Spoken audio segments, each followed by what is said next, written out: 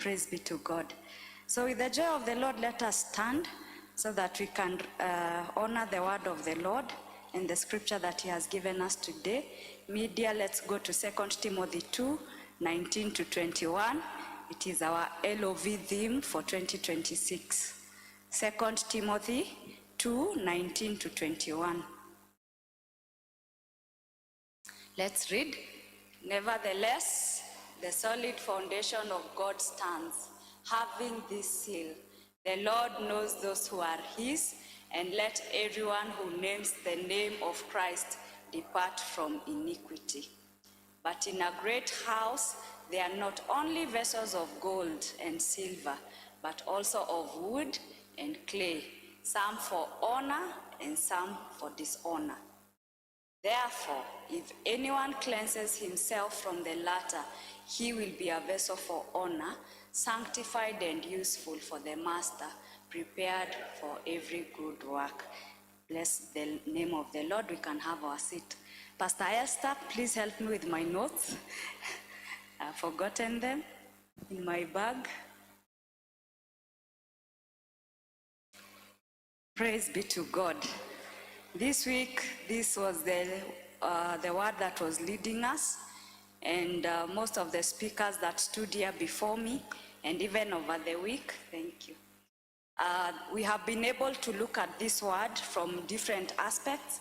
We've been able to be trained, and every time you look at the word of the Lord and you hear it from different people speaking, it's the same verse, but the revelation is different. Praise be to God. The word of the Lord, haikui, you cannot be satisfied. It is insatiable. He will give you a revelation for that time. Praise be to God. And so much as you might feel like we've been saying the same scripture time and again, just allow your heart to be open so that it can minister to you. Praise be to God. Hallelujah. And so we'll start with the background of this chapter. And this is the Apostle Paul, who was writing. We usually say most of the letters that were written by Paul are letters. He addresses concerns that have been raised, and he responds through writing. Because like now you realize in Timothy, Paul was in prison. We call this the prison epistles, the letters that he wrote while he was in prison. And so he was not there to minister to them, but through the sons that he had raised, a son like Timothy that he had mentored, we can see that the issues that were facing Timothy, Paul would address them. And they were issues of the church. So Timothy was a young lad. Then he had taken now charge of the church of Ephesus. And in that church, if you start from that book in 2 Timothy 2 from 14, he had issues, and the issues that were emanating there, you'll find that the people there were quarreling about words, and also they were having godless chatters, they were indulging, they were teaching false teachings, people like Hymenaeus and Philetus. And some of them, like Hymenaeus and Philetus, we are being told that they were saying that the resurrection has already taken place, and they were destroying faith of many. And so this is now where now Paul comes in and says that nevertheless, God's solid foundation still stands firm and skilled and sealed with inscription. Let's go to 19, please. That mine is NIV, and I know we use King James mostly. So nevertheless, the solid foundation of God stands, having this seal, that the Lord knows who are his, and let everyone who names the Lord of Christ depart from iniquity. I think now we are up to speed. Tunaanzia na hiyo chapter ya nevertheless. So the Apostle Paul is encouraging Timothy that despite all that is happening around the church, but nevertheless, the foundation of God stand, and he has sealed it, and the Lord knows who are his. Because you can see all of these people, they are in the house of the Lord, isn't it? But the Lord is saying he knows them that are his, and he's admonishing them that let everyone who names the name of Christ depart from iniquity. Praise be to God. Hallelujah. And so this morning, allow us just to look at this scripture in 19 and the seal that the Lord is telling us that he has given unto us. And whenever something is sealed, like now we know important documents are the ones that are sealed, isn't it? Si mnajua ile seal. So a seal, what does it symbolize? It symbolizes first ownership, isn't it? Ownership, and then there is purpose, isn't it? There is ownership and there is purpose. And so this morning, we are being reminded, or we are being encouraged that the Lord has already laid for us a foundation. And also the Lord has sealed it, and he's declaring that he knows who are his. Praise be to God. That is the seal of the ownership that we have through Christ Jesus. By dint of our salvation, he has given us a mark. He has separated us. He has consecrated us. He knows that we are his. Praise be to God. And also he has a purpose for us. Ama kuna document yenye inasiliwa that is not useful. It must be useful. It could be a land ownership. It could be a house ownership. It could be some sort of ownership. And the Lord this morning is telling us that he has sealed us. Praise be to God. And so if you look at the other side of the seal, it's where the Lord is saying, and the Lord knows those who are his. And then let everyone who names the name of Christ depart from iniquity. Praise be to God. So let's look at Ephesians 1:13. Ephesians 1:13 media. And it tells us that in him you also trusted after you heard the word of truth, this gospel of your salvation, in whom also having believed you are sealed with the Holy Spirit of promise. Praise be to God. Yes, the word of the Lord will always support its own self. So here in Ephesians, they were being told that by the fact that you trusted in the Lord, after you heard the word of the truth, the gospel that brings to you salvation, in him also, having believed, you are sealed with the Holy Spirit of promise. Praise be to God. This morning, let us know that we are sealed with the Holy Spirit of promise. Praise be to God. And again, to support the seal that the Lord has put in us, we look at 2 Corinthians 1:22. 2 Corinthians 1:22. And it tells us that who also has sealed us and given us the Spirit in our hearts as a guarantee. Praise be to God. The Lord who has sealed you has given you his Spirit, who is a guarantee. Praise be to God. Hallelujah. So we are being built on a very firm foundation, isn't it? That one we can praise the Lord, we can exalt him. For now we know that we belong. You are not there by mistake. It doesn't matter how you came in church. Many years ago, some got saved maybe in a meeting, maybe when they were in high school. But even from that day, the Lord put a seal of the Holy Spirit in you. And he now declares that you are his, isn't it? Praise be to God. Then we have the other side. The Lord has done his work by sealing us. Let us look at, let's go back to 2 Timothy 2:11. Sorry, 2:19. The other thing, after the Lord has sealed us, he tells us that everyone who confesses, and let everyone who names the name of Christ depart from iniquity. Praise be to God. So the Lord has done his part, and now he's giving us an obligation. It is two-sided, isn't it? This is what I have done for you. I have sealed you. I have given you the Holy Spirit as a guarantee. But what is the Lord expecting of us? And the Lord today is telling us that let everyone who names the name of Christ depart from iniquity. Praise be to God. And so let's look at 1 Corinthians 3:11.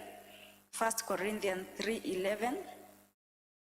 And it tells us that for no other foundation can anyone lay than that which is laid, which is by Christ Jesus. Praise be to God. At times we want to build our salvation on many things. At times we want to build even our own lives on many foundations. But this morning we are being reminded that the Lord has already put in us a foundation. That if I'm asked today, Jen, what makes purpose in your life? Before I run to family, before I run to career, before I run to the things that I may perceive, that they make me feel that I have a ground that I stand on, let me remember the foundation that Christ has laid for me. Praise be to God. Because there is no other foundation other than which Christ has laid for you and for me. Praise be to God. So let us always look out that any other foundation, the word of the Lord tells us that it is like a sinking sand. Unless the Lord builds the house, the builder builds in vain. So this morning, as we reflect, on which foundation have you built your life? Christ has already offered himself. But at times, and in times like this, yesterday in the seminar, the ladies' seminar, we are living in perilous times.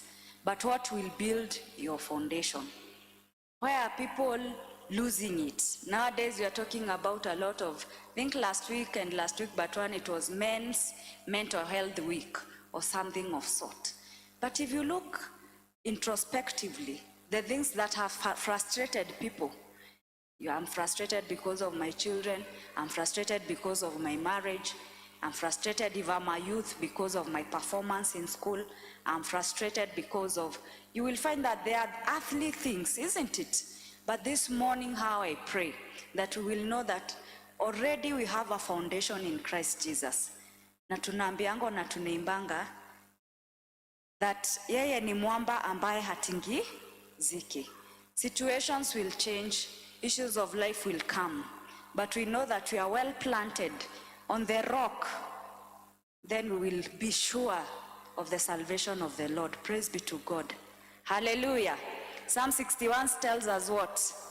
That when my heart is overwhelmed, it starts with, hear me out, O Lord, and attend unto my prayer. That when my heart is overwhelmed, lead me to the rock that is higher than I. So we will be overwhelmed by issues of life. But where is your foundation? Where do you find rest? Where do you find your help?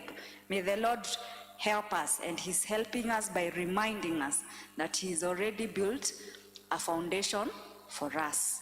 That when you feel overwhelmed by the issues of life, unaweza kimbilia hii mwamba. Mwamba imara, mwamba ambaye asiyetingizika. Our jobs we can be fired, our jobs can go broke, our jobs we saw like during this, some of the protests, mtu anakuwa looted. Overnight an investment of many years is gone. Some are burnt up. But even at that time, where will you look for your help? If only we will remember that we have God who is faithful, that he who has seen it all, that even the work of your hands, someone trying to take advantage and ruin it, if you trust in the Lord, he can let you bounce back. Praise be to God. Because at such a time is when you realize what the psalmist was saying, that when I look up at the heavens, that is a point where now you are beyond looking at the situations and the people around you. It's a position whereby you are at the edge, isn't it? And at that time, the Lord reminds you that my help comes from the Lord. Praise be to God. And so when we know that, we will not be losing our mind, we will not have suicidal ideations, because we will know, God, you are able. You are able. This week of Ladies' June week, it was a very good time for us who managed to assemble together, because as women we were able to give testimonies about our life. And those testimony, your testimony today is what will be what another person will ride on. Yes, sasa ndio ako hapo, isn't it? So when they hear someone say, I've been through it, with the challenges of maybe it's raising children, they are encouraged to know that if she made it and she's still alive, she's still here, she's still moving forward, then I have a chance, isn't it? It was a good moment of fellowship. Because at times, tuliambiwa there was a time tulikuwa tunapreachiwa that when the enemy is attacking you, he has a way of separating you, isn't it? Anakuweka pale kando. So, and at times, even if he sends you counsel, he might send you the wrong counsel. Always remember Job, isn't it? The man who went to his friends to give him counsel, even his very own wife, alikuwa anamwambia penye imefika tukana huyo Mungu wa ukuu. Yati anamwambia hivyo, lakini asemi sisi tukufe. You'd even wonder, was this lady not equally affected as Job was? Si watoto walikuwa wao, si mali zilikuwa zao. And so it trickles down to salvation is very personal. This journey is very personal. That was Job, anaambiwa na bibi yake. Lakini bibi asemi tutukane Mungu tukufe. Anamwambia Job, we tukana Mungu ukufe. Praise be to God. And so when you have no one to encourage you, let this word, even if it's on your own time, meditate on it. Praise be to God. It can give you a solution that man might not be able to give you. And in the morning exhortation, we are being reminded of who are your friends. Because if those are the friends that you will run to, then nowadays we've been seeing even some videos, maybe on TikTok, someone on the rooftop and they want to jump off. Na ukisikia kwa background watu wanamwambia tu ruka. And that is what we are seeing in 2 Timothy chapter 3. That in those perilous times, people will be lovers of their own selves, lovers of money, slanderers, people who are so crude. And so when you see those things happen, it just opens our eyes that these are the perilous times. So that you are not in awe, you are not shocked, but you, as a believer, you keep your guard, knowing that these are the perilous times. That when nobody is coming to save you. Nowadays I see that post a lot, especially kwa status za watu, that nobody is coming to save you. It could be, but the Lord Jesus Christ has paid my price. The Lord Jesus Christ is still interested in saving me. He died on the cross that I may have a tomorrow. He died on the cross that I may have a hope. He died on the cross that I can be assured that though the world, I may no longer fit in it, that by his grace and mercy, I still have a home that is made of gold, a home where there is no sickness and infirmity, a home where there will be no tears. Praise be to God. And so it encourages us to endure. It encourages us. I will not die on earth here miserably and again accept that my afterlife be miserable. Sindio? I will not feel so pressed that I take my own life and then tena nitaenda jehanamu milele na milele kungua. Isn't it? I'd rather persevere. Niseme kama ya dunia imenikata nimefinyika, but then I know if I finish strong, the Lord is waiting for me on the other side. Praise be to God. Hallelujah. Let us not let situations in our lives overtake us. Let us have hope in the Lord. Praise be to God. Hallelujah. And Luke 6:48. Luke 6:48, it tells us that a man who builds a house and who dug deep and laid the foundation on the rock, but when the floods arose, the stream beat vehemently against that house and could not shake it. That he is like a man building a house. Let's start from 47 so that we get the whole context. Whoever comes to me and hears my saying and does them, I will show you whom he is like. So whoever goes to the Lord and whoever hears his saying and he does them, because mostly we hear, but doing is where we draw the line, isn't it? James anasemanga, like, if you are a hearer of the word of God but not a doer, you are like the man who looks in the mirror, but immediately you leave that mirror, you forget your own countenance, how you look like. But today Luke is telling that whoever comes to the Lord, whoever comes to me and hears my saying and does them, I will show you whom he is like. And in 48 he's saying that he is like a man building a house who dug deep and laid the foundation on the rock. And when the flood arose, the stream beat vehemently against that house and could not shake it, for it was founded on the rock. Praise be to God. Yes, we have been laid on a foundation that cannot be shaken. And it is saying vehemently that though the streams comes, though anything wants to shake you, yeah, we can stand like Job. Ile unasema, you are shaking my body in illness, you've shaken my finances, all my sheep and cows have gone, you've shaken my very family, my children are gone, but my spirit, but my heart, let it be founded in the rock. Praise be to God. You remember the rock that you are sewn in, isn't it? You remember from which branch, you are a branch in which vine. Praise be to God. And always remember, even in the persecutions, Jesus was there. And he had a hard time. Na hata akamwambia Mungu, if this Lord, if it is possible, remove this cup from me. Isn't it? And so, we are encouraged by the word of God. I think it's in Corinthians that tells us that no temptation come to a man that is not common, isn't it? That is not common. The situation you are going through, it is not unique for you. Trust me, by the word of the Lord, that it is a situation that others have gone through, isn't it? Others have gone through. And that is why we are saying the Bible has all the answers. It's only that at times when you're overwhelmed, then our minds will be distracted. The last place you want to hear, so dangerous. Ati saa ile tumeingia kwa tabu kabisa, ndio unasema niyo na dikwedo horo wa Ngai ucio. Then where will you find your help, if not in the Lord in such a time? Praise be to God. And troubles, we are being told, they are common to men. Your troubles are common. Others have passed through them. Others have persevered through them. Praise be to God. Let us always hope in the Lord to a point of submission like Paul did, that though I abound, though I abase, praise be to God, at such a point, unasema kuishi kwangu ama kufa kwangu, yote?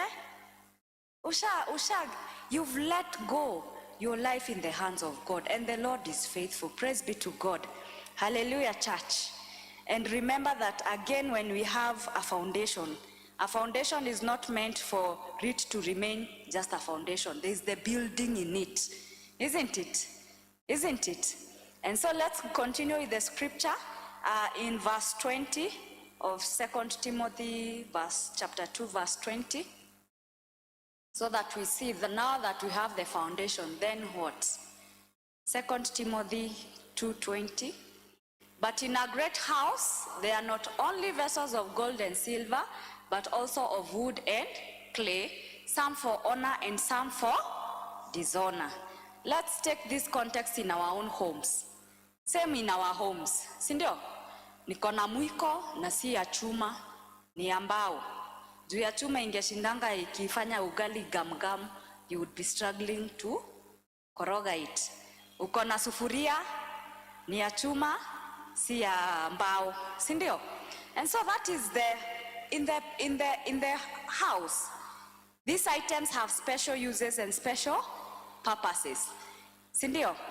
Kila kitu iko na maana, si ni wewe ulileta, so there was a use. That's why you decided this is good enough for my house, and you brought it in your house. But we have been told that now that you have been laid into a foundation tiguo mwako, tiguo. There is the work now of building on that foundation. The Lord Jesus Christ has given us foundation, but again, now how will you build it so that you become, which vessel am I becoming in that home? And so we are seeking the word of the Lord. Let's go to 1 Corinthians 3:1 and 2. 1 Corinthians 3:1 and 2. It tells us that, and I, brethren, could not speak to you as spiritual people, but as carnal, as babes in Christ. I fed you with milk and not with solid food, for until now you are not able to receive it, and even now you are still not able. Praise be to God. Hallelujah. So we are being reminded that we all have the seal and the salvation by God. But even in this house, there are mature people and they are still spiritual babes. Praise be to God. These are the different vessels that we are seeing in the house of the, oh my God. Someone help him.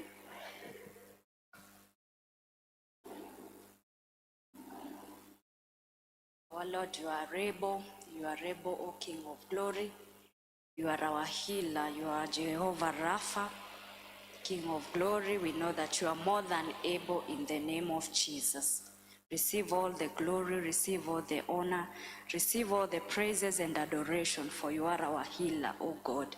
And even in this house and in your house, there is healing, for your presence is in here. Praise be to God. Hallelujah.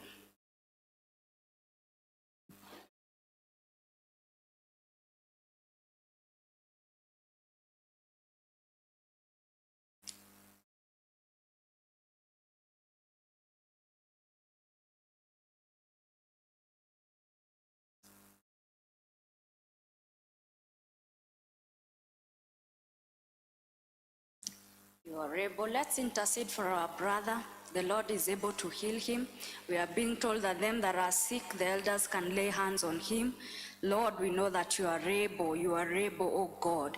And even this time, Lord, you are able to manifest yourself to our brother Steve, O King of glory, and you are able to give him healing in the name of Jesus Christ. Father, we pray that you will make him arise again. Father, for he came in your house, and in your house there is healing. In your house there is power. In your house, O King of glory, there are all provisions of our needs, O God. We pray and we intervene in the name of Jesus Christ, that King of glory, you are giving him back his strength, you are giving him back his health. Oh Jehovah, in the name of Jesus Christ, let him bear the witness of God that King of glory, you are our healer, that in you we can run because our help comes from you, oh God. We worship you, our God and our Father. We praise you, our King of glory, for you are more than able, to do exceedingly abundantly beyond that which we could ask for. Come, dear Lord, and intervene on his behalf in the name of Jesus Christ. Thank you, Jesus. Thank you, King of glory, for you have made him to be found at the right place, O God. You have made him to be found at the right place, O King of glory. Have your way, our Master and our God. Have your way, King of glory, in the name of Jesus Christ, our Lord and our Savior. Amen, amen, amen. Stacy, you are our medic. Monica, please attend to our brother in the name of Jesus Christ. Praise be to God. Hallelujah. Let's look at Hebrews 5:12. Hebrews 5:12. Hebrews 5:12 tells us that, for though by this time you ought to be teachers, you need someone to teach you again the first principles of the oracles of God, and you have come to need milk and not solid food. Praise be to God. That even at this time, you can see that these ones are being reminded that, but by now they ought to have been teachers. Praise be to God. Hallelujah. Church, are we together?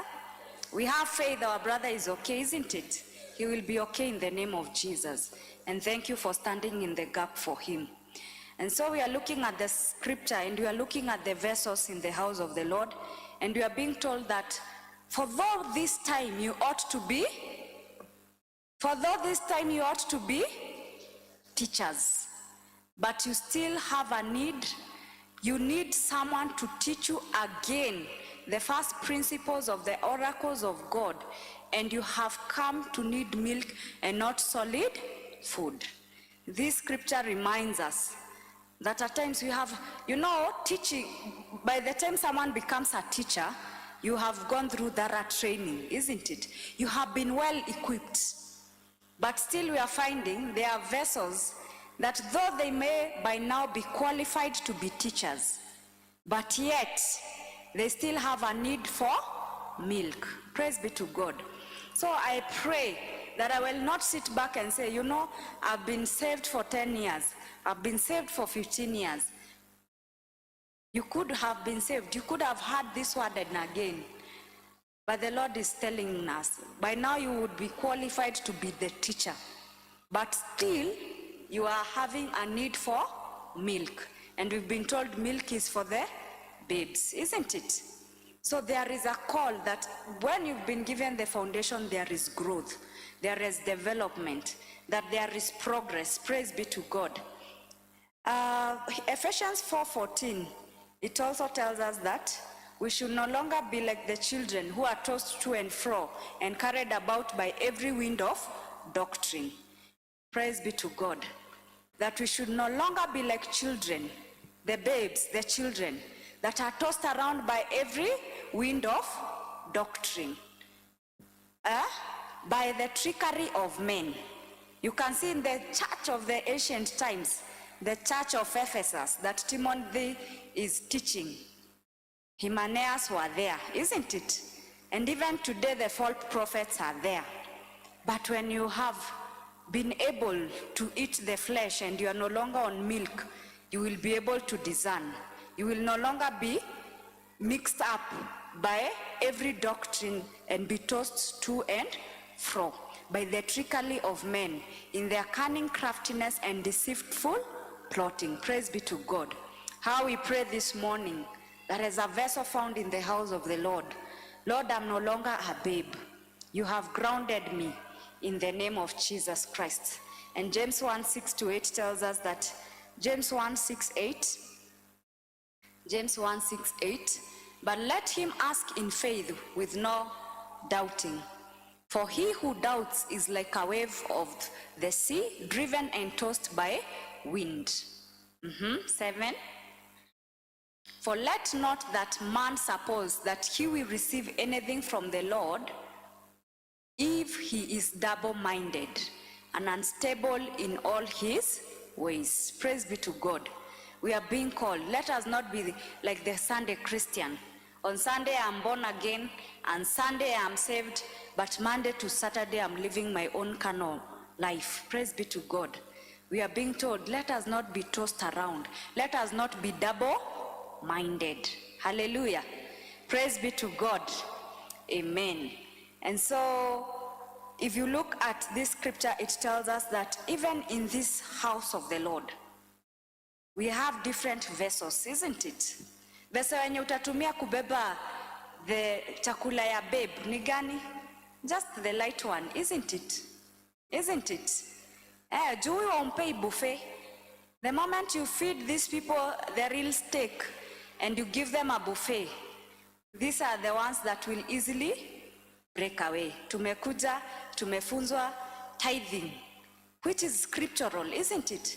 But a spiritual babe, that is too much weight to bear, because he cannot feed the flesh, isn't it? Are we now relating about the vessels? So huyo, kama hiyo nyumba iko na plastic na iko na the silverware, huyo hata ukimwekea plastic chakula yake itashikilia tu, si ndio? But kuna mtu unamwekea buffet na unaleta ile sinia kubwa. Now you go for the vessel that can hold what this person can consume, isn't it? And so even in our walk in the church, we will see that at times this is how we are. People who are easily offended, people who have no longer even taken their space. I know I can sing, but I am still sitting back. I know I can play the keyboard, I'm still sitting back. I know I can minister, I'm still sitting back. And at times we don't sit back because we are not able. First, fear is the enemy. And you know that the Spirit of God does not give us fear. Come out. Hata sisi Mrs. Njei anatuambianga, she never knew she could stand and say a word, isn't it? Teacher Jane wa Sunday school, I would not have known I can minister in a church. But when you are given that opportunity, ladies of vision, tumesema tu, Viola, I am appointing you, you will lead us in the prayers of family, or you will lead us in a family ABCD. Na sio ni mkutano ndogo. Kwanza kwa mkutano ndogo. And that's why we encourage people, go to prayer cell, come for these ladies meeting. Kama ni youth, enda kwa youth meeting, because that time your potential will be tapped and will be explored in that small space, isn't it? Tukienda huko kwa washows tupate leo Maureen hayuko, then tunakuambia so and so tuimbishe. That's when we realize that you even have a talent. But fear will always tell you, I cannot, siwezi. Hivyo tu naimbanga sa ile uko kwako tu. Imba, you are praising the Lord. Praise be to God. Tell the Lord that I am ready to mature. I am ready to grow to the next level. Praise be to God. Hallelujah. Are we still seeing how we are vessels differently in the house of the Lord? Praise be to God. Amen. And so we are also being, we are seeing that there are vessels that we have seen, vessels that are fragile, vessels that can be tossed around, vessels that will not even discern this is a false prophet or not, because they are not even eating the flesh. Wewe uchukuangi Bible, tunaambiango be like the Berean. The Berean could hear Paul preach, but they could go back and do their research. Alisoma kifungo gani? Let us see. Yeah? Take time to read even the word of God. It is for your own benefit. If if you want to be qualified, let's say I want to have a degree. Sini mimi nitakuwa mwanafunzi. Na mwanafunzi, much as you will have the lecturer in class, there will be a time for your own homework, there will be a time for your own study. But in our Christian walk, how do we take our Christian walk? Enye umefunzwa Sunday, imetosha. Do you ever ask yourself a question and say, let me see what the Bible says, and study it? Because tunaambiangwa we want to be qualified, isn't it? Praise be to God. Hey, I don't want to lose you. Praise be to God. Hallelujah. Amen. And so we are looking also at, we have the vessels that we've been told they are made of silver and they are made of gold. Let's see what 1 Peter 1:7 says. 1 Peter 1:7. 1 Peter 1:7 says that the genuineness of your faith, being much more precious than gold that perishes, though it is tested by fire, may be found to praise, to honor, and glory at the revelation of Jesus Christ. Praise be to God. Yes, gold is purified by the fire, isn't it? Praise be to God. But we are being admonished that the genuineness of our faith, being much more precious, your faith is much precious than gold, because gold will perish. It is a thing of the world, isn't it? But we are in a race where we are seeking to have salvation that is forever. That though it is tested by fire, may be found, one, our faith will be of praise, our faith will be of honor, and our faith will be for the glory at the revelation of Jesus Christ. Praise be to God. Let's look at what Job 23:10 says. Job 23:10. Job 23:10. But he knows the way that I take. When he has tested me, I shall come forth as gold. Praise be to the Lord. Na hii ndio tulisema during the testing. The testing also is the time when we know who is made of gold and who is made of wood, isn't it? Because will you be still found declaring that Jesus Christ is the Lord? Praise be to God. Hallelujah. This is the time you say, I don't understand this pain, but I know Jehovah Rapha, you are able to be my healer, isn't it? Praise be to God. That when you are at such a time that you are hard pressed and your faith is put to the test, then this is the time that you will know which material are you made of. Am I the gold? Am I the clay? Am I the wood? Am I the... All these examples that we have given. Malachi 3:3, what does it tell us in Malachi 3:3? Malachi chapter 3 verse 3, it tells us that he will sit as a refiner and purify of silver, and a purifier of silver. He will purify the sons of Levi and purge them as gold and silver, that they may offer to the Lord an offering in righteousness. The Levites, we know they were the tribe that were ordained to be the priests, isn't it? And now we are being told you are a priest, you are a royal priesthood, isn't it? And so being a royal priesthood, we are being reminded, just like the Levites, there is a time to be put in the refiner's fire. Praise be to God. And in these ancient times, these silversmiths, they would know the silver is ready in the furnace when they could be able to reflect their own reflection on that vessel. That was the way for them to know that. Unajua siku hizi tuko na QA/QC, si ndio? But your time QA/QC yao ni macho. Until this vessel is so polished that you can look at it and see yourself, is when you would be able to know that this vessel is refined. Praise be to God. And so even today, Mungu akituangalia, tulikuwa tunasoma in this LOV week about where we are being told that imitate me as I imitate Christ. Kama kuna your benchmark, it means it is Christ, isn't it? Don't imitate Jane, don't imitate your bishop. As brethren, our anchor, our foundation is laid in Christ, isn't it? So if I am to be refined, to be a vessel of honor, then it means that the vessel I am should be reflecting who the Lord has desired of us to be. A vessel that is pure, a vessel that is holy, a vessel that is of use. Praise be to God. Venye unajipenda kujiona, na ukiona hapa nilipaka vibaya, unarudi hapo unatengeneza vizuri. That when we reflect as a purified vessel, and it is the Lord that we are looking at and asking him, Lord, am I cleansed enough? It is the word of the Lord that tells me, how am I drawing closer to the Lord? Because the word of the Lord has many instructions, isn't it? So I will try, by the grace of God, that I will be able to be that vessel that the Lord will be able to have used for his glory. Praise be to God. Hallelujah. And then let's proceed with our verse in 2 Timothy. Let's proceed. It tells us that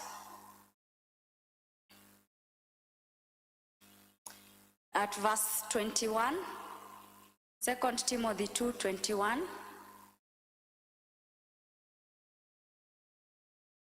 Therefore, if anyone cleanses himself from the latter, he will be a vessel for honor, sanctified and useful for the master, prepared for every good work.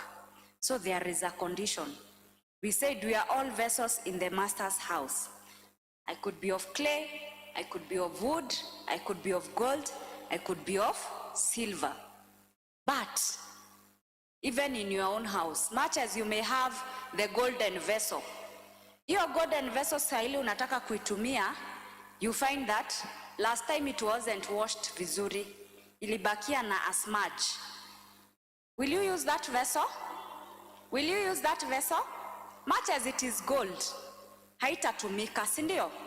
So sometimes tunaweza kuwa we have gone through the refiner's fire, but this reminds us of our everyday state, si ndio?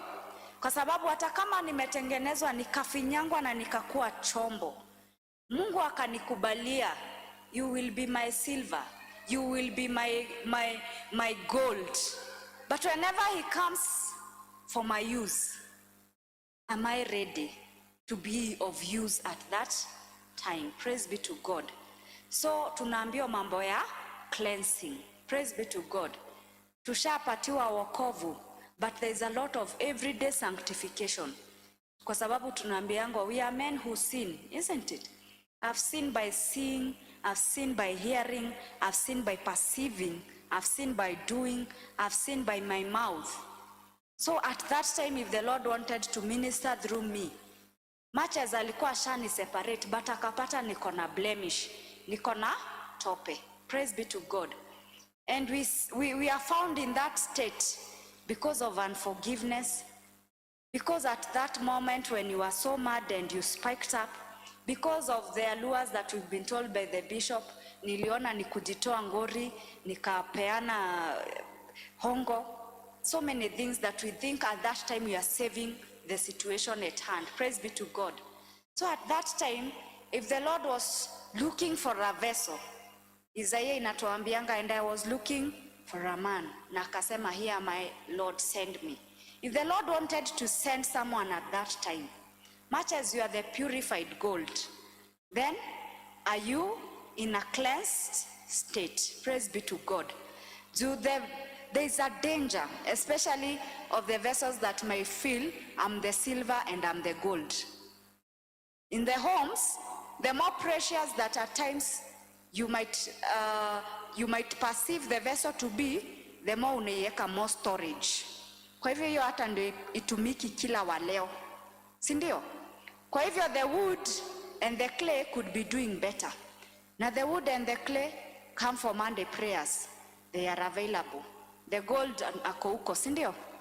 They might not be available, isn't it? Praise be to God. Sometimes we have to take this gospel to minister to ourselves. Yeah? And not only for meetings, in many ways. The Lord has gifted us differently. What is that gift that the Lord has given you?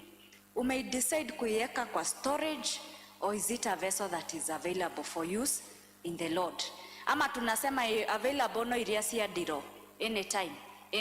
Utasaulika huko, ukiwa wa gold ukue na cobweb, because you are not putting into use. You are a vessel, but what the Lord put in you, it is no longer available for him. Praise be to God. Hallelujah, church. Praise be to God.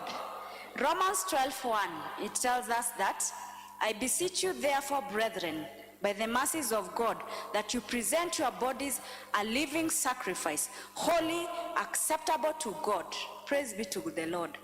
This is a vessel that is submitted to the Lord. Hallelujah. A body that is a living sacrifice. Na tumeambiwa asubuhi, isn't it? Hey, my body is a living sacrifice. I carry the temple of the Holy Spirit with me.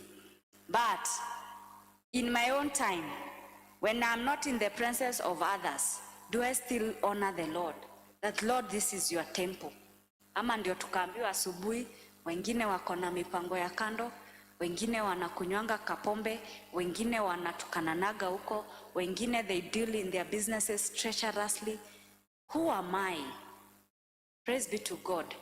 Mungu ametupatia neema. Ametuinvite sisi wote tukue kwa nyumba yake. Lakini becoming the vessel is your choice. Are you a choice vessel for the Lord? Isn't it? Praise be to God. Hallelujah. So we had been told, I beseech you. Beseech niku. It's like I beg, nakuomba. Nakusihi. Paulo aliambia kanisa la Warumi, ninawasihi, by the mercies of God, kwa neema ya Bwana, present your bodies a living sacrifice. A sacrifice that will be holy, a sacrifice that is acceptable to God, and that is your most reasonable service. So before I feel my reasonable service to God is to preach to the people. Before I feel my reasonable service is to give in those altar. Before I feel my reasonable service is whatever I do in the house of the Lord. The Lord is reminding us, my most reasonable service before him is me presenting myself as a living sacrifice that is holy, that is acceptable, and that is a living sacrifice. Praise be to God. Usikue dhabihu alikufa, dhabihu ilio hai. Praise be to God. Hallelujah. Are we together, church? Yes, and 1 Thessalonians 4:3-1. 1 Thessalonians 4:3-1. What does it tell us? For this is the will of God, your sanctification, that you should abstain from sexual immorality. Praise be to God. Hiyo sanctification tunasema we sanctify ourselves day by day. One of it when Paul was addressing the Thessalonians, tulisema alikuwa anaandikia makanisa mbalimbali ama miji mbalimbali barua. Kwa hivyo hawa labda hii ndio ilikuwa one of their problems, isn't it? Probably in Thessalonians there was a problem with sexual immorality. And verse 4, what does it say? That each of you should know how to possess his own vessel in sanctification and honor. His own vessel. Praise be to God.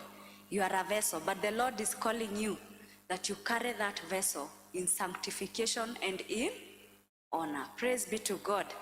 Hallelujah, church. Yeah, we are almost there. So allow us just to finish because we are learning. Titus 3:1. Titus 3:1. Titus 3:1. Remind them to be subject to rulers and authorities, to obey and to be ready for every good work. That one of being ready, to being obedient and to being ready for every good work. So when the Lord calls us, He's expecting a readiness in us, that you are ready for all good works. Na mara mingi nowadays in dunia, the good works hazina company. True. Tukisema tunaenda bash ya birthday, we are all there. Tukisema ni ya crusade, we are not there. The good works. What are the good works before the Lord? At times we are doing so many good works for the world that is passing by. But the good works, the great commission that the Lord Jesus, when ascending to heaven, in Matthew 28, alituachia to go into the world, we might have forgotten what is the good work. Paul, yeye anaongeanga in all his letters that he has been called for the good work, and his good work was just to let them know about the salvation of Jesus Christ. That is what Paul's assignment was. So we need to look as a vessel, what is the good work that the Lord has called me? Praise be to God. Hallelujah. So let's take that example. Assuming you are a doctor, you are a surgeon. Ukiwa surgeon, like the emergency that has happened. Sa ile uko mgonjwa, ndio utaenda theater uanze kuosha your scalpels, your surgical knives. Is that the time? Is that the time? These are the items that are ever ready. Sindio? And even for us as soldiers in the army of the Lord is expecting that you are clean, you've been cleansed, and you are ready for every good work. Praise be to God. Yes, every good work, that the Lord can find you accountable. Don't let that patient die, that aliletwa kwako, akapata wewe ni surgeon, hujui hata ulieka makasi wapi, hujui hata ulieka, The word of the Lord is our sword, isn't it? It is our sword. We have our helmet of salvation. We know about the armor of the Lord. So let us be ready like that surgeon, that anytime I am ready and the vessel that the Lord has put in me is ready. Praise be to God. Hallelujah. And so as we finish in 2 Timothy 3:1, so 2 Timothy 3:1, this is where we were looking at what are the end days, the perilous time. And in this 2 Timothy 3:1, all the way to up to 5. Let's go, medium. It tells us about the perilous times.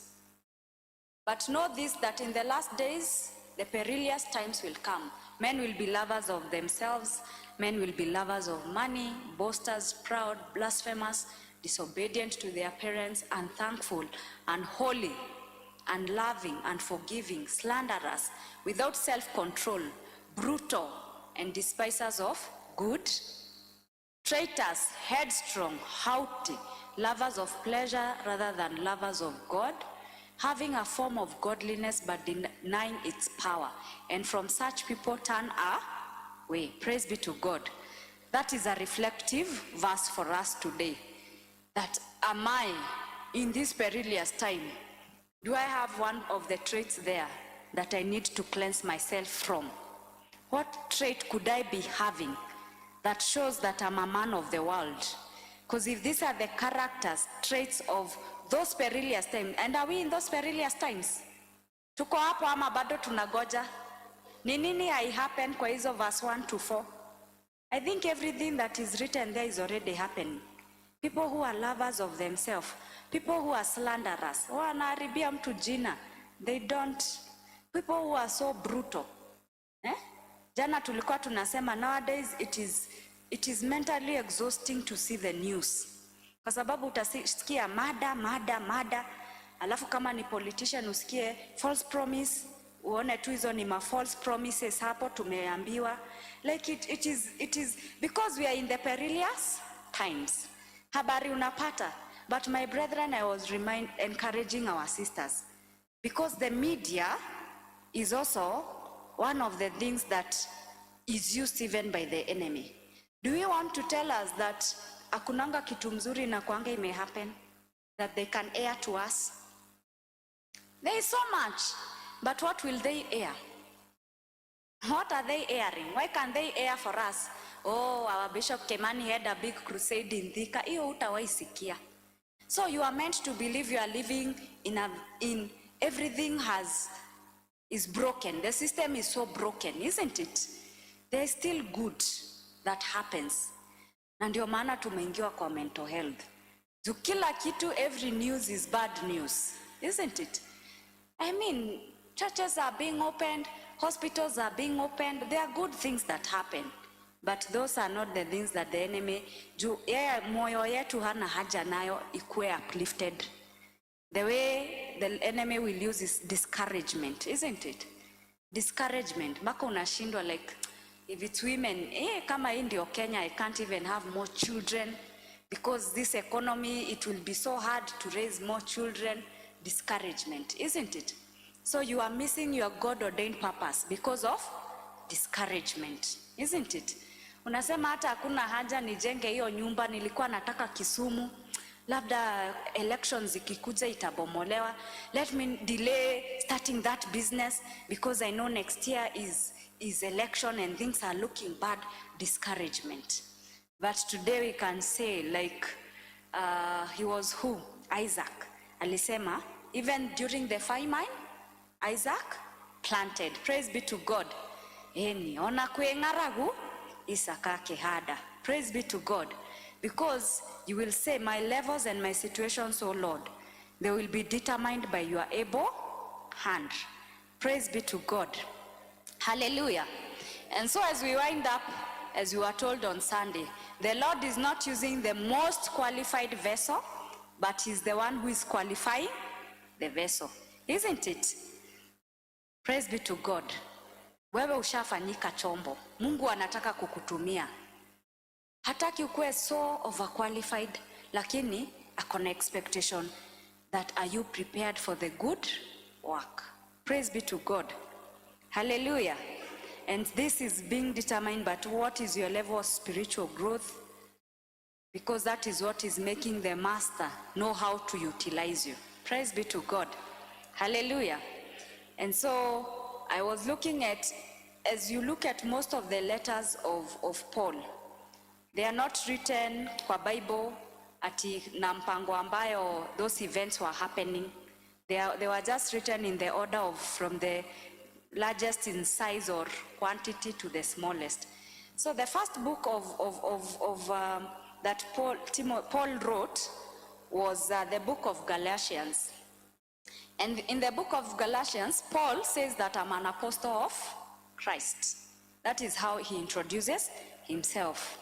And then as he goes by the time you are coming to the book of Ephesians, he says, or 1 Corinthians, he says, I'm the least of these apostles.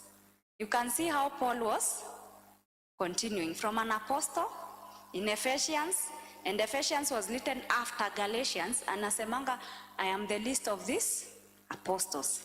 Then as you go in Ephesians, he says, I am the least of all God's people. In 1 Timothy, he says that Christ comes to save sinners, who I am the worst. Praise be to God. And so it teaches us that more and more when Paul was drawing closer to God, drawing closer to Christ, akijiangalia kama chombo, na angalia utukufu wa Bwana ambayo he should imitate, Paul was feeling lesser and lesser. Because when you draw nearer to God, assuming God ninamwangalia from a distance here, kitu iko mbali inaweza kaa si kubwa, isn't it? Like now, assuming that was a tall building, if you are looking at it when this is the building and you are here upright, it will look very, very tall, sindio? Lakini like now when you are upstairs in our church, you can see the Chancellor's Towers at MKU. They don't look as mighty from this distance, isn't it? But when you draw nearer to MKU, they look huge. And so that was how Paul was progressing. The more he drew near to God, the more he knew God. Alikuwa anaona, I have this to do, I have this. He needed more grace, he needed more mercy. And even for us as vessel, the Lord is desiring that kind of progression. Let us not digress. Ukidigress, saa yote unarudi nyuma, na Mungu unamuonea mbali, unaona Mungu mdogo. But the moment you draw nearer and nearer to our Father, you will be seeing a mighty God, and you will be seeing that in your spiritual life, you have room to progress. You have room to be more purified. You have room to serve him the more, to love him the more, to trust him the more, because you are drawing closer to him. The word of the Lord tells us, draw closer to me and I will draw closer to you. Praise be to God. Hallelujah. Are we feeling encouraged this afternoon? Ready to be vessels of honor? Because it is the Master who is choosing for what use he will use the vessel. Ni atajua kama wewe tu, your vessel can hold up to this level or can hold up to this level, because he's looking at your state. Wewe pia, how are you preparing yourself for the greater assignment in the kingdom of God? Praise be to God. And with that, allow me to welcome our bishop to wind us for us. May the Lord bless you. May his word be inscribed in our hearts. May we be the ground that the seed fell and it bore much fruit. Praise be to God. Hallelujah. Welcome our bishop. Praise be to God.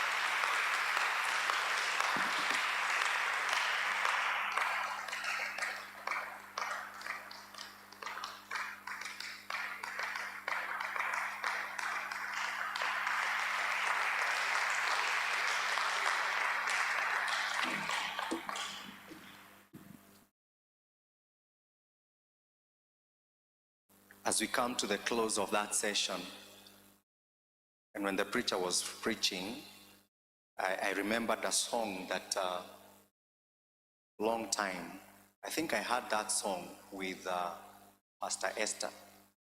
Nafikiri ndo alinifundisha hiyo wimbo ukiimbisha hapa church. And she was leading us in that song that says, purify my heart and let me be as gold and precious silver. Purify my heart, let me be as gold and pure gold. Refiner's fire, my heart's one desire is to be holy, to be set apart for you. I choose to be holy, set apart for you. My Master, I am ready to do your will. It's a hymn that is in our books there. And so as we finalize, we want to remind ourselves that God is seeking for that vessel that is purified, that is set apart, that is ready to be used and to do the will of God. Kwa hivyo, in a nutshell, and even as the Lord is using the ladies of vision to remind us today and the whole of this week, God is in the business of locating that vessel. Amen. God is in the business of locating that vessel. And that vessel must be faithful, that vessel must be available, and that vessel must be teachable, so that you can be able to fulfill the will and the purposes of God. I want us to bow our heads because every one of us have heard that word. Kila moja wetu amesikia neno.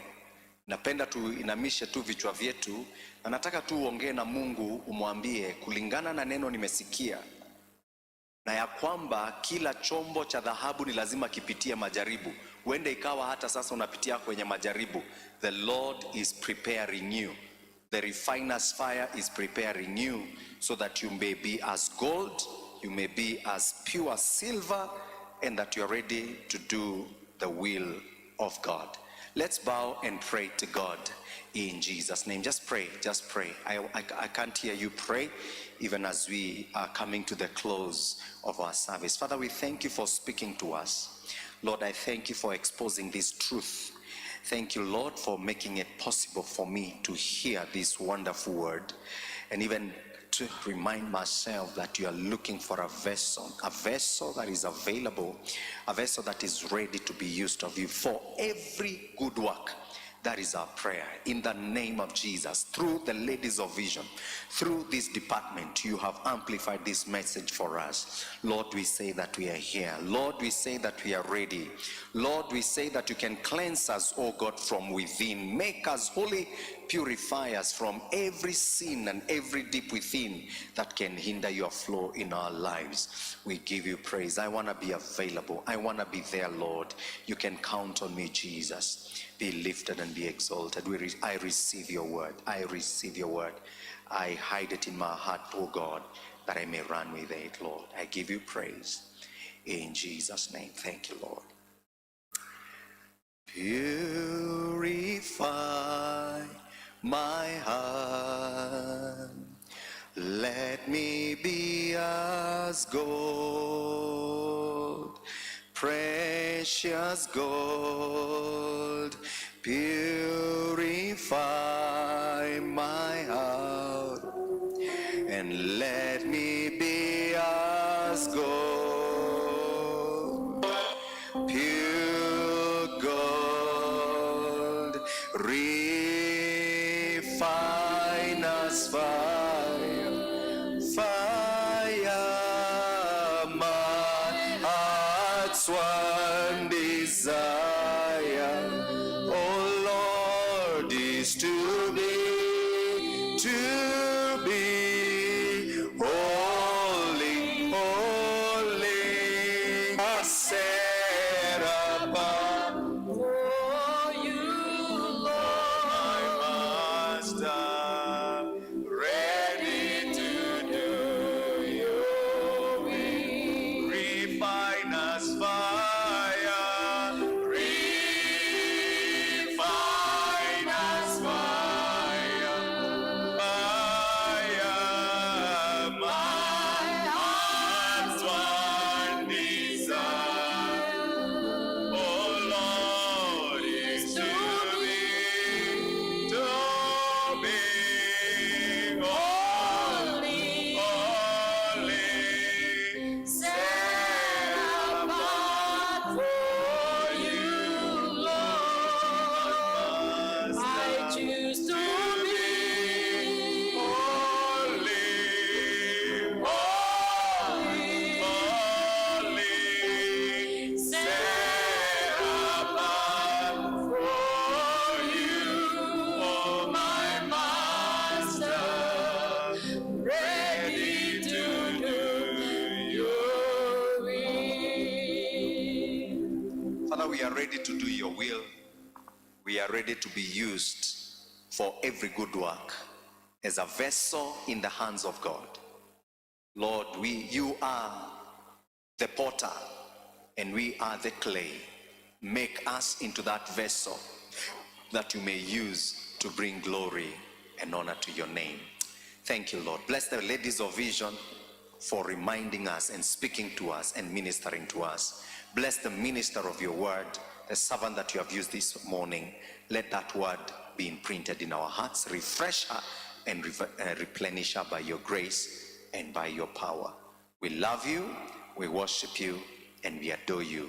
In Jesus' name we pray and we give thanks together. Amen. Amen. I want to be that vessel, and you have to be that vessel to to the glory of God. You may have your seats briefly. I want to just make a few notices. Can we appreciate the Lord for the choice vessel that she has used through our mother, Reverend Jane, even to just speak to us and remind us that which was in the heart of God. As we come to the close of our service, I know after this, the Ladies of Vision, you do have your meeting immediately after this, so we may not want to go beyond the stipulated time here. But allow me to make these a few announcements. One, receive greetings from Reverend Juguna from Nakuru. Last night around 9:30 in the night, he called me. We were having some discussion with him. Na tulipokuwa tunamalizia akaniambia, kesho ukienda kanisani, peana salamu za mchungaji wa Nakuru, na sababu ni zenu, naomba mzipokee salamu za mchungaji Njogona, mzipokee in Jesus' name. The other thing is that coming Sunday, Jumapili ijayo, we have three major service ordinances that we shall be having. God willing, in the coming Sunday, we shall do some child or children dedication within our service. And then on the same service, we shall have baptism. I don't know whether Pastor Chege, you have some candidates. I have two. I had requested watu wapatie jina. Ulikuwa? Ulikuwa. Umepata candidate hata moja? Hujapata? Yuko wapi ama ametoka? Joan, wewe hujaandikisha jina yako kwa Pastor Chege. Si uliniambia unataka kubaptizwa? So please make sure you see Pastor Chege, give us your details so that we can prepare the certificates. Na pia kuna wengine wawili ambao nitakupatia, na naamini ya kwamba hata kama brother Kuria Steve atakuwa hiyo siku, pia tutambatiza katika jina la Yesu, to the glory of God. Then the same day, si tumehubiriwa hapa ya kwamba pia tumepewa great commission na Jesus as a church, si ndio? And the great commission is to do what? To evangelize, to preach the gospel, is it? So the same Sunday, tukimaliza children dedication na baptism, the same day tutatoka hapa nje ya church, tuhubiri hapa nje ya church, crusade ama open air hapa nje, hapa tu nje. We shall be out there, we shall see. Kama unajua hata Mungu ametubariki. Si hata kule kunaitwa aje? Vatican. Kule Vatican, si Pope akiongelesha watu anaongeleshanga kwa kadirisha kako pale juu. Na anawaambia, si ndio? Sasa hata hapa nje, by the way, hapa mali kuna hii meza ya ushers. Si hata hapo panaweza kuwa nini, crusade ground. Alafu sisi wengine tunahubiriwa twende huko nje ya barabara na tuhubirie hapa. It is possible. Sio ni jukwaa mzuri tumepewa. So tutaona vile tutafanya on Sunday. So ambia jirani yako, Sunday ni muthenya wangu. Mwambie Sunday is muthenya wangos. And muthenya wangu ni wangu. Siku ya kuni ni kuni, kwenda kutafuta kuni. So we shall be able to start. Tutahubiri hiyo siku moja, alafu tuone vile kutaenda. Tunaweza amua kuwa tunahubiri hapo every end of the month. Every month kunakuwa na mahubiri hapo. Tunahubiri Yesu. Alafu ndio tuweze kutoka hapo tuende kule Runda by the grace of God. So it is also a point for us to pray and to trust God that these meetings will be ready for us. Amen. I'm saying amen. On Sunday, our brother Elder Julius gave us an announcement concerning the conference, and I know wale ambao waliosomwa mnaendelea kujipanga ndio tuone ya kwamba mpango unaendelea vizuri. Na pia akasema ya kwamba tarehe 5, if I'm not wrong, tarehe 5 mwezi wa 7, that is the first Sunday of the month, we are going to have a worship service, all of us. Si mnakumbuka vile tulisema? And that worship service is to give our gifts, so that we can be able to finalize some of the works that needs to be finalized. Na alitutangazia vizuri sana, na akasema kila mtu aende akwe na mkutano, na nashukuru Mungu chairman, wakati ulitangaza watu wanaweza niongelesha, kuna mtu mmoja aliniongelesha na akanitumia pledge yake, tayari niko nayo, so that one means that indeed we are moving with that project. So we shall give, and our budget was 200,000.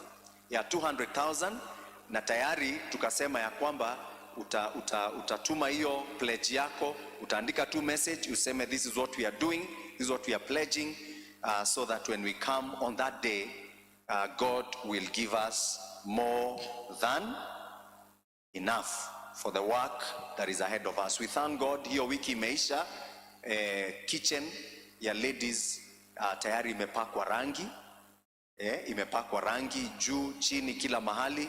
Sasa kile kimebaki ni tiles, na tayari tumehesabiwa hizo tiles, na naamini ya kwamba my desire would have been to hand over the kitchen today, because it is the ladies of Vision Day. It would have been a desire to hand over the kitchen to them, but we are still working on the tiles.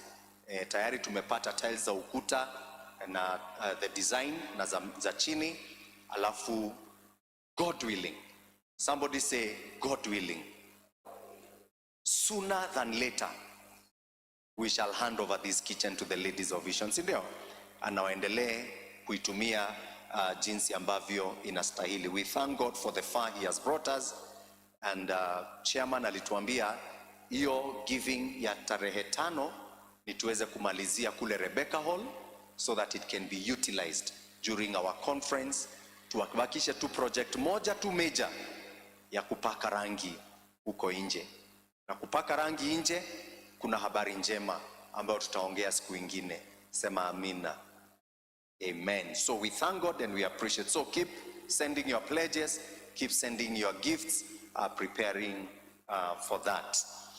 Then finally, as we come to the close, allow me to give us an opportunity to give to the Lord, because it is always not a duty, not a responsibility, not a religious activity, but it is our relationship with God. He is the one who has told us that as we come to his house, we should not come into his house without an offering. So I give you an opportunity. Please give that offering. That offering, that tithe is sanctified, is holy, belongs to God. Because we can never outgive God. We can never outgive God. We can only give what he has given. And so get that wonderful gift, and we are going to put it on the offering box here, and then we are going to share the words of benediction. Alafu tutaweza kufunguana na turuhusu the ladies of Vision waendelee na mkutano wao. Amen. So can we honor God with our giving in Jesus' name? Refine us, fire, my heart's one desire, oh, is to be holy, holy, set apart for you, oh my Master, ready to do your will. Purify me, purify my heart. Let me be as gold, precious gold. Purify my heart. Let me be as gold, oh, pure gold. Refine us, fire, fire, my heart's one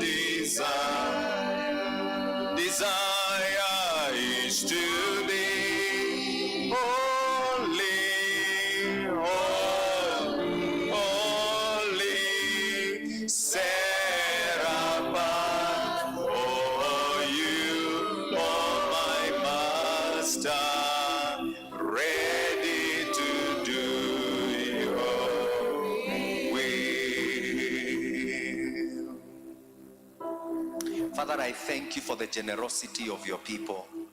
I thank you for the gifts that have been laid on this altar. I pray that they shall truly speak on behalf of every giver in accordance to your word. That indeed in your own time you shall give them their seed to sow and the bread to eat at the appropriate time. And because you are not a robber, but a rewarder of them that seek you, may it please you to reward everyone today who has stood on this altar to glorify your name with their givings. We thank you and we bless. And now as we come to the close of the service, we pray that may your righteousness go right ahead of us. May your glory be our rear guard. May it please you to hide us where the devil can do us no harm, as you cause us to enjoy the preservation and the grace and the goodness of God. I ask in the name of Jesus that you will release the heavenly resources upon your people in this week.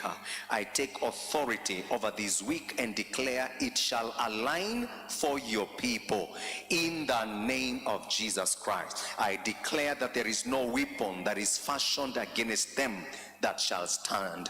Every demonic incantation, every satanic prayer, every sorcerer and every witchcraft that may be planned against their lives, I pull you down now. I render you null and void, and I declare that the heavens are opening up for your people for this week, and that this week will be better than last week. I arrest every negative energy. I arrest every sickness and infirmity. I arrest every curses, oh God.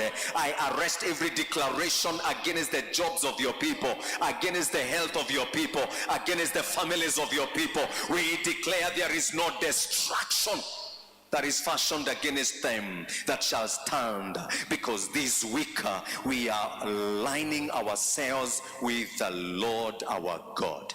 Bless your people as they go out and as they come in. May the name of God be superintended upon your people today in Jesus' name. We give you praise because I bless you, and the blessings of God shall abide in the lives of your people in Jesus' name. We give you praise. We lift up Steve Kuria to you today, Father, as we believe of the power of resurrection and the power that raises his body, the power that raises his body in Jesus' name, even as you rebuke the enemy who comes to distract her. Oh my God, we together agree that Steve Kuria is well. Steve Kuria is experiencing good health because he was in the house of God, and he shall walk in the perfection of your grace. We seal him by the blood of Jesus. Father, you received him into the kingdom last week.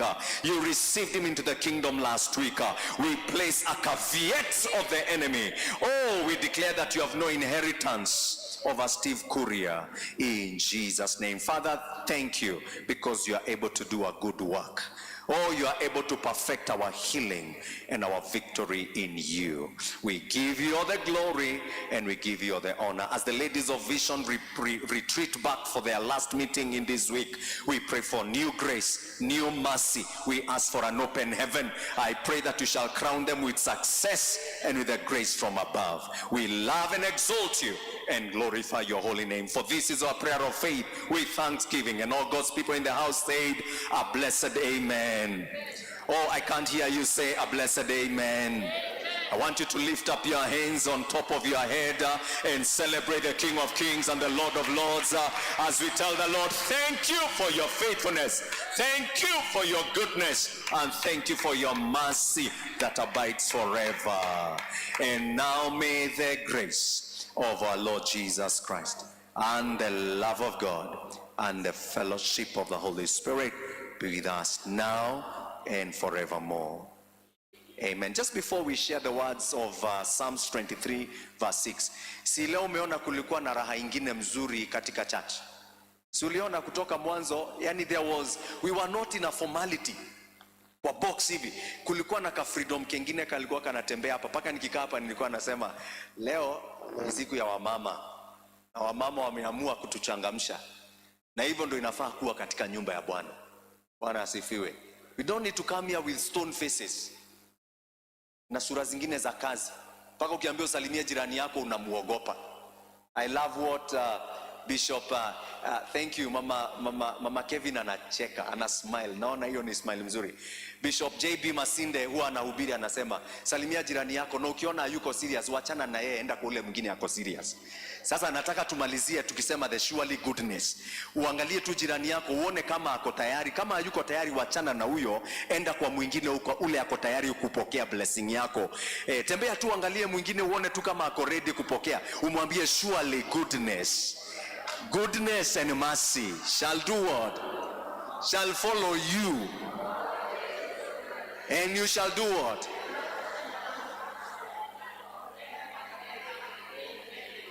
Huyo alikuwa serious. Alikuwa anakaa kama anakutisha. Tafuta mwingine ana smile. Tafuta mwingine ako na smile mzuri. Tembea.